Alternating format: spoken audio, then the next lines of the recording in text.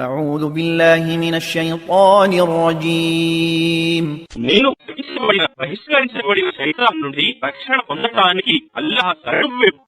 وإذ أخذنا من النبيين ميثاقهم ومنك ومن نوح وإبراهيم وموسى وعيسى ابن مريم وأخذنا منهم ميثاقا غليظا.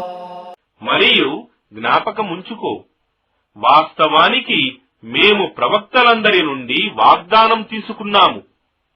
మరియు నీతో ఓ ముహమ్మద్, నూహుతో, ఇబ్రాహీంతో, మూసాతో మరియు మరియం కుమారుడైన ఈసాతో కూడా.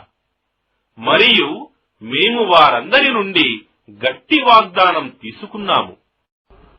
ليسأل الصادقين عن صدقهم وأعد للكافرين عذابا أليما. ఇది సత్యవంతులను వారి సత్యాన్ని గురించి ప్రశ్నించడానికి మరియు ఆయన సత్య తిరస్కారుల కొరకు బాధాకరమైన శిక్షను సిద్ధపరచి ఉంచాడు.